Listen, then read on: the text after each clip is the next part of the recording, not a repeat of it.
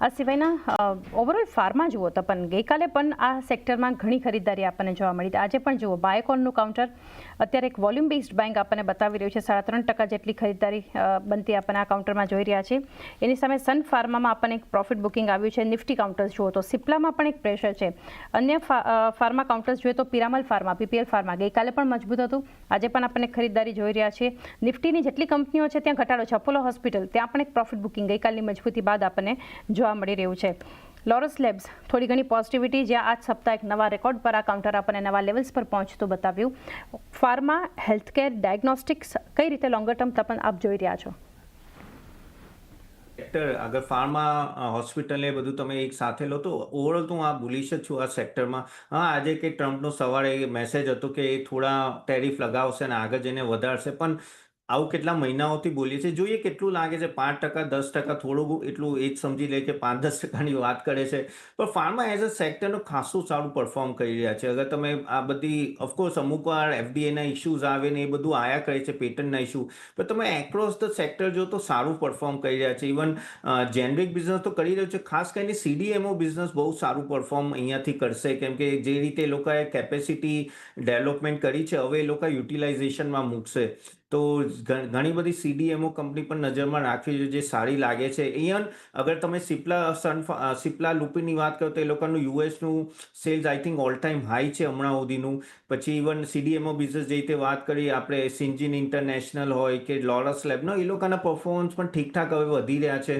અને બીજી હોસ્પિટલ્સની વાત કરીએ તો હોસ્પિટલ્સ તો ડિમાન્ડમાં છે જ. હવે જે રીતેનો આપણે કોઈ પણ હોસ્પિટલ બનતા 3-6 વર્ષ લાગે, એટલે પ્રીમિયમ હોસ્પિટલ જે રીતે અપોલો હોસ્પિટલ છે ને મેક્સ હેલ્થકેર છે ને, એ બધાની ડિમાન્ડ સારી એવી દેખાય છે. ઇવન તમે પર બેડ ઓક્યુપેશન પણ જો ઓલમોસ્ટ 70%થી વધારે છે, જે બહુ સારી કહેવાય. એટલે ઓવરઓલ હું આખા સેક્ટરની વાત કરીએ તો I am quite positive. As a investor તમારા પોર્ટફોલિયોમાં હોવું જોઈએ આ. અને આગળ જઈને પણ ટેરિફની ઇમ્પેક્ટ થોડી આવશે, કેમ કે અગર એ લોકો વધારે લગાડશે તો એમના જ મેડિકલના બિલ વધી જશે યુએસએ. તો મને નથી લાગતું ટ્રમ્પ બહુ મોટા ટેરિફ અહીંયા લગાવે. નાનું લગાડી શકે છે, પણ ફાર્મા એઝ અ સેક્ટર તમારા પોર્ટફોલિયોમાં હોવું જોઈએ. અને અમુક કંપનીના મેં નામ કીધા છે, તમે નજરમાં રાખી શકો છો. ઓવરઓલ એક વ્યૂ ફાર્મા માટે બનતું જોઈ રહ્યા છે, અને જે કંપનીઓ અહીંયાથી જણાવ્યું ફંડામેન્ટલી એના પર પણ ફોકસ રાખી શકો છો. અત્યારે વિપ્રો જીગર જુઓ તો ટોપ ગેનર છે નિફ્ટીનો. 1.25% ઉપર ડેઝ હાઈના લેવલ પર આવ્યું છે. ડેઝ લોથી તો ખરીદારી અત્યારે વધતી જોઈ રહ્યા છે વિપ્રો માટે. કઈ રીતે સેટઅપ જોઈ રહ્યા છો?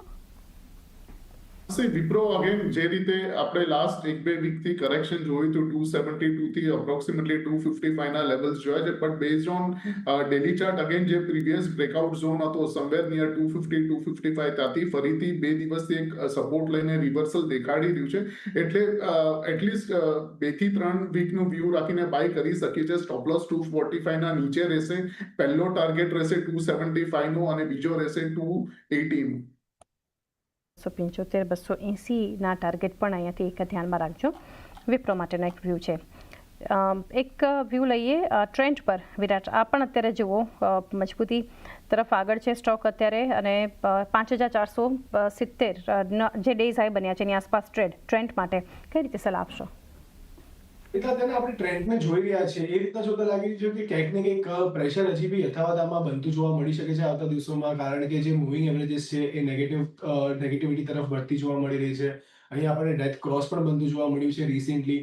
અને ક્યાંક ને ક્યાંક એ જે ઉછાળો આવી રહ્યો છે એ એક વોલ્યુમ બેઝ ઉછાળો નથી આવતો જોવા મળ્યો. જ્યારે આપણને નેગેટિવિટી બનતી જોવા મળે છે, કે જ્યારે આપણને સેલિંગ પ્રેશર આવતું જોવા મળે છે, એ સારા વોલ્યુમ સાથે બનતું જોવા મળે છે. તો જે સાઇન છે ડિસ્ટ્રીબ્યુશનની, તો ક્યાંક ને ક્યાંક અહીંયા આપણને હજી નેગેટિવિટી આગળ વધતી જોવા મળે છે. નીચેના લેવલ 5200 ની નીચે અગર કાઉન્ટર સ્લિપ થતો જોવા મળે છે તો અહીંયા હજી આપણને કરેક્શન વધતું જોવા મળી શકે છે, જે લીડ કરી શકે છે 4700, જે આપણને પહેલા પણ જોવા મળ્યા હતા જે લેવલ્સ. તો ફિલહાલ માટે તમે આને વેટ એન્ડ વોચ કરો, વોચમાં રાખો, પરંતુ અત્યારના કોઈ બાઇંગ રેકમેન્ડેશન નહીં રહે. વેટ એન્ડ વોચનો એક અપ્રોચ અહીંયાથી તમે ખાસ કરીને રાખી શકો છો ટ્રેન્ડના કાઉન્ટર માટે. વધુ એક કાઉન્ટર અહીંયાથી નેસ્લે ઇન્ડિયા. જીગર, ચાર્ટ સેટઅપ આપની પાસેથી સમજી લે. ડેઝ હાઈ પર સ્ટોક છે, 5% જેટલી ખરીદારી નેસ્લે બતાવી રહ્યું છે. કઈ રીતે સલાહ આપશો અહીંયા? નેસ્લેમાં નો ડાઉટ ઘણા ટાઈમથી એક ઝોનમાં કારોબાર ચાલી રહ્યો છે. મોટા ભાગે જોઈએ તો 2500ના લેવલ્સ છે અને નીચેમાં જોઈએ તો 2300 છે અને કરન્ટલી સેટઅપ સારું છે. પીવટથી સપોર્ટ પણ લીધો છે, ડબલ બોટમ સ્ટ્રક્ચર પણ છે પીવટ્સ આગળ અને RSI 50ના આગળથી રિવર્સલ પણ દેખાડી રહી છે, એટલે ડેફિનેટલી આને બાય કરવાની જ સલાહ રહેશે. સ્ટોપ લોસ જે રહેશે 2350ની નીચે રહેશે અને પહેલો ટાર્ગેટ રહેશે 2500નો, બીજો રહેશે 2550. તો એક વ્યૂ 2350 સ્ટોપ લોસ, 2550ના ટાર્ગેટ નેસ્લે માટે ધ્યાનમાં રાખો. તો પણ FMCG ઓવરઓલ, કારણ કે આપણે લાસ્ટ વીક જ આ શુક્રવારે જ રાધર ચર્ચા કરી હતી, ખાસ કરીને Q1 અપેક્ષા પર આપણે સ્પેશિયલ રજૂઆત હતી. તમે આ સેક્ટર અને જે રીતના અનુમાન આપણને બનતા જોઈ રહ્યા હતા, ટાટા કન્ઝ્યુમર પર એક ફંડામેન્ટલ વ્યૂ પણ તમારો હતો. કઈ રીતે તમે જોઈ રહ્યા છો? હજુ પણ પરિણામો આ સેક્ટર માટે શરૂ નથી થયા, પરંતુ એક એક્સપેક્ટેશન્સ જાણીએ. તો સારા છે. જે રીતે Q1 અપડેટ રહ્યા છે બધી કંપનીઓના, ઓવરઓલ તમે જો તો ઘણા સારા અપડેટ થયા છે. ડબલ ડિજિટ ગ્રોથ જોઈ રહ્યા છે આપણે ઘણા બધા. જે રીતે આઈ થિંક મેડિકો, ગોદરેજ કન્ઝ્યુમર, ડાબરના પણ ઠીકઠાક હતા.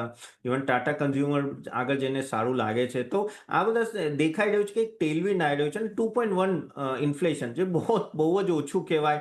એટલે I think interest rate cut હવે જરૂર આવશે અને વરસાદ સિઝન ચાલી રહી છે તો ત્યાં પણ ફાયદો થશે. તો રૂરલ ડિમાન્ડ વધશે. રૂરલ ડિમાન્ડ વધે તો ડાયરેક્ટલી આ બધા સ્ટોક્સમાં ઇમ્પેક્ટ આવે છે FMCG ઓવરઓલ. અને ડોમેસ્ટિક ડિમાન્ડ જે હમણાં આપણે કેટલા ક્વાર્ટરથી મ્યુટેડ જોઈ છે એમાં થોડી તેજી આવશે. એટલે ઓફકોર્સ આ બધા અગર તમે વેલ્યુએશન પોઈન્ટ ઓફ વ્યૂ જોશો તો તમને લાગશે કે ઘણા મોંઘા છે, 60-70ના પી ઉપર છે. પણ એક કહેવાય ને કે એક તરફનું બાઉન્સ બેક આવી રહ્યો છે આ બધા સ્ટોક્સમાં, જે તમારે નજરમાં રાખવું જોઈએ. અને આગળ જઈને મને એવું લાગે છે કે 2-3 ક્વાર્ટર સારું રહેશે, કેમ કે આની જે ઇફેક્ટ આવે છે ને રેનની કે ઇન્ટરેસ્ટ રેટની, એ ધીરે ધીરે 1-2 ક્વાર્ટરમાં દેખાશે. તો આ 3-4 ક્વાર્ટર મને એવું લાગે છે કે FMCG ઓવરઓલ સેક્ટર માટે સારું છે. એઝ એ તમે ઇન્ડેક્સે લઈ શકો FMCG, એવું પણ કરી શકાય. અધરવાઇઝ સ્ટોક સ્પેસિફિક જે મેં નામ કીધા, ટાટા કન્ઝ્યુમર કે મેરિકો, એ થોડા મને વધારે સારા લાગે છે અગર સ્પેસિફિક કહો. અને ઇન્વેસ્ટરને આમાં આઈ થિંક જ્યારે ગ્લોબલી આટલા પ્રોબ્લેમ ચાલી રહ્યા છે, આ એક એવું સેક્ટર છે ડોમેસ્ટિક ઓરિએન્ટેડ જ્યાં તમે ફોકસ કરી શકો છો. એક view overall domestic oriented sector છે, એટલે વધારે એક ફોકસ અહીંયા રાખી શકો છો. મેરિકો, ટાટા કન્ઝ્યુમર જેવી કંપનીઓ ફંડામેન્ટલી એક સ્ટ્રોંગ પણ તમે અહીંયાથી વ્યૂ બનતો જોઈ રહ્યા છીએ. PSUમાંથી વિરાટ, SBI અત્યારે મજબૂતી અને 819ના ડેઝ હાઈ પર ટ્રેડ થઈ રહ્યો છે અત્યારે. કઈ રીતે સલાહ આપશો? અહીંયા પણ ડેઝ લોથી ખરીદારી વધી SBIમાં. સો SBI પણ મને અહીંયાથી ઘણો સારો લાગી રહ્યો છે. અગર આપણે હાયર લેવલથી ટ્રેન્ડ લાઇન ડ્રો કરીએ તો કંઈક ને કંઈક એનું બ્રેકઆઉટ આપણને અત્યારના બધું જોવા મળી રહ્યું છે. છેલ્લા ઘણા સમયથી આપણે રિજેક્શન જોઈ રહ્યા છે હાયર લેવલથી, પરંતુ જો અગર આજના દિવસમાં 820ના લેવલ જળવાઈ રહે છે કે એની ઉપર આપણને સસ્ટેન થતો જોવા મળે છે તો એક પોઝિટિવ સાઇન હોઈ શકે છે સ્ટોક માટે. ઉપરની સાઈડ પર લેવલ્સ ઓપન થતા જોવા મળી શકે છે 860 થી લઈને 900 રૂપિયા સુધીના, અને નીચે આપણને સારો એવો સપોર્ટ બનતો જોવા મળી શકે છે જે છે 805 રૂપિયાની આસપાસના લેવલ પાસે, જે આ 20 દિવસની એક્સપોનેન્શિયલ મૂવિંગ એવરેજ પ્લેસ છે. અને પ્રીવિયસલી પણ આપણે જોયું હતું કે એક સારું રિસ્પેક્ટ આપણને આ લેવલ્સ પર બનતી જોવા મળી છે. તો ક્યાંક ને ક્યાંક અહીંયાથી પોઝિટિવિટી બનતી જોવા મળે જો 820ના લેવલ સરપાસ થાય છે તો ઉપરની સાઈડ પર 880 સુધીના લેવલ્સ આપણને બનતા જોવા મળી શકે. તો પોઝિટિવ આઉટલુક તમે SBI માટે પણ રાખી ચાલી શકો છો. 880 સુધીના એક લેવલ્સ પણ આપણને બતાવી શકે છે એક વ્યૂ SBI માટે પણ એક પોઝિટિવ બનતો દેખાડી રહ્યો છે. આ સિવાય પ્રેશરમાં છે અત્યારે NBFCs. તપન, શ્રીરામ ફિનાન્સ જુઓ ટોપ લૂઝર નિફ્ટીમાં, ફોલોડ બાય બજાજ ફિનાન્સ. તમે ફિનસર્વ જુઓ, ગઈકાલે બધા સ્ટોક્સમાં ખરીદદારી, આજે એક પ્રોફિટ બુકિંગ ખાસ કરીને આપણને બનતું દેખાડી રહ્યું છે. આ સિવાય પણ જોઈએ તો LTF L&T ફિનાન્સના કાઉન્ટરમાં અત્યારે આપણને જોઈ રહ્યા છે. LIC હાઉસિંગ આપણને ક્યાંક ઘટાડો બનતો જોઈ રહ્યા છે. M&M ફિનાન્શિયલ એક ઘટાડો. આ બધા સ્ટોક્સ જે છે આપણને NBFC સ્પેસના પણ ખાસ કરીને બતાવી રહ્યા છે. કઈ રીતે આપ વ્યૂ રાખી રહ્યા છો? NBFC સેક્ટર એક સેક્ટર એવું છે જે બેન્કિંગ કરતાં પણ વધારે બેનિફિશિયલ છે, કેમ કે એમનું જે નેટ ઇન્ટરેસ્ટ માર્જિન સડનલી આમાં વધી શકે છે જે રીતે રેપો રેટ કટ આવી રહ્યા છે.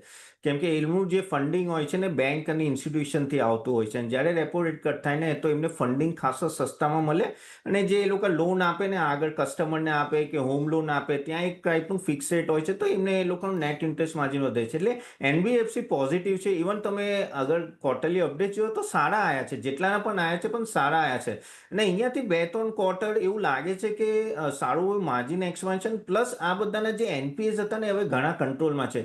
જે મોટો ઇશ્યુ જે એનબીએફસીનો હતો એ હતો લિક્વિડિટીનો, જે ઓલરેડી આરબીઆઈ એને એડ્રેસ કર્યું છે. ઓલમોસ્ટ 7 લાખ કરોડનું તો ઓલમોસ્ટ લિક્વિડિટી ઇન્ફ્યુઝ કર્યું છે. જે માઇક્રો ફાઇનાન્સ લેન્ડિંગ જે બુક હતી જેના લીધે મેજોરિટી એનબીએફસીને પ્રોબ્લેમ હતો એ હવે થોડું સ્ટેબલાઇઝ થઈ રહ્યું છે. તો મારા હિસાબથી અહીંયાથી એનબીએફસી સારું છે ગ્રોથ માટે, પણ ખાસ કરીને અગર તમે ચાહો ને તો એમએફઆઈ લેન્ડિંગ એ થોડું ઇગ્નોર કરવું હોય તો કરી શકો, જેને એના ફેસિંગ કરતા હોય. પણ જે હાઉસિંગને ફેસ કરતા હોય, જે તે એલઆઈસી જે કે બીજા ફર્સ્ટ હોમ ફાઇનાન્સ છે, એ બધા જે હોય છે ને જે હાઉસિંગ લોન આપતા હોય, એ આઈ થિંક સ્ટ્રક્ચરલી સારા લાગે છે અને ત્યાં એમનું માર્જિન એક્સપેન્શન સારું એવું થઈ શકે એમ છે. એનબીએફસી ઓવરઓલ મેં ઘણો પોઝિટિવ છું, ઇવન બેંક કરતાં વધારે પોઝિટિવ છે. તો આ એક અગર સેક્ટર હોય તો આ નાના મોટા કરેક્શન આયા કરશે માર્કેટ સાથે, પણ આ સ્ટોકમાં, આ બધા સ્ટોક્સમાં અગર હો તો તમે રહો, કંઈ વાંધો નથી. વ્યૂ આપણને આ સ્ટોક સ્પેસિફિક એક સારું બનતું જોઈ રહ્યા છે. એ સાથે રજા લેવાનો સમય થયો છે, તો જીગર આપના ડિસ્ક્લોઝર